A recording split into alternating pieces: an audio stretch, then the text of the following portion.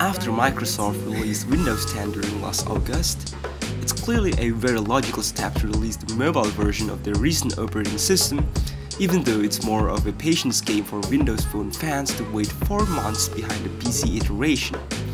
Windows 10 Mobile build 10.586 aka RTM build is actually going to be released on December 14, with the exception of new Lumias and Windows Insiders. But alright, we finally get to share our experience on this RTM version of Windows 10 Mobile. Let's get it started from the interface design. Not much change are the live tiles, except it's a little bigger now, filling the empty spaces in between. The new thing is the more flexible option to display the background.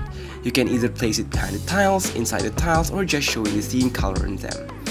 Most of the proprietary apps has been redesigned to accommodate the hamburger menu, which honestly made Windows Mobile ever more similar to Android and iOS. Everything from Outlook, Calendar, Maps, News, and so on.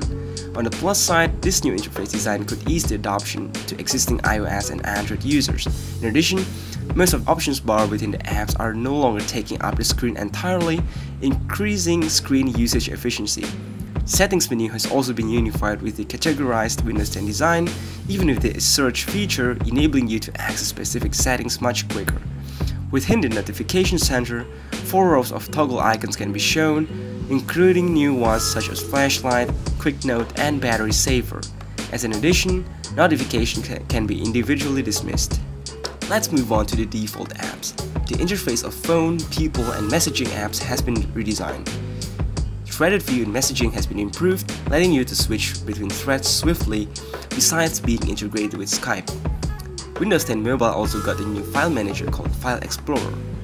Alarms, word clock, timer, and stopwatch has also been merged together into a single app. New is also the photo gallery, including the ability to display file details. The Outlook app works as well as the Windows 10 version now, simplifying the switching between accounts and offering a more complete experience. Oh, the camera interface is also new, combining the manual features in Lumia camera in a more simple design.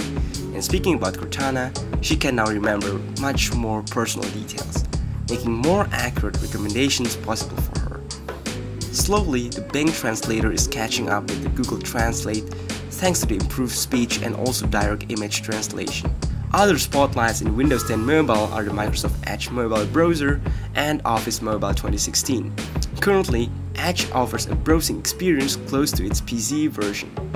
From now on, you're able to open in private tabs for special purposes. The favorites, reading list, history, and downloads menu has got their design continuity from their desktop counterpart.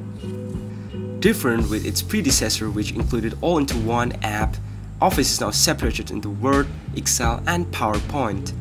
Feature optimization are also everywhere, from a wider range of template selection, a complete list of Excel's formulas, an intuitive menu bar, flexibility at creating shapes within PowerPoint, Smart Lookup, which helps you to define and drill about a particular word or sentence, and most importantly, Tell Me with Cortana-like voice recognition.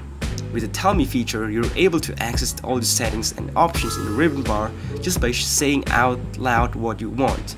Oh, thanks to the recent Bluetooth keyboard and mouse support, working on the Windows Phone is more fun than ever. Now we're talking about Continuum, which is definitely the biggest spotlight on new phones with USB Type-C connectors running the Windows 10 Mobile such as Lumia 950. First, you're gonna need a Continuum dock which connects between your phone and monitor, mouse, keyboard, flash drives, and so on. By firing up Continuum, Universal Apps labeled app will transform into their desktop version, for example Microsoft Edge, Outlook, Office, and many more. While using the external screen, you're still able to use the phone separately, for example sending messages, launching other apps, and even making a call. Let's face it, Universal labeled apps are still a rarity, and Microsoft have decided to support Win32 apps in Windows Mobile by now. But at least, a PC-like experience is pretty neatly demonstrated by Continuum. Overall, Microsoft's progress on developing a complete ecosystem just like Apple and its cross-device synchronization can be said being pretty good. Windows 10 for PC has matured, so is its smartphone iteration and maybe soon also on HoloLens. But still, developer support to develop Windows apps, mainly universal apps, is clearly unsatisfying till of now.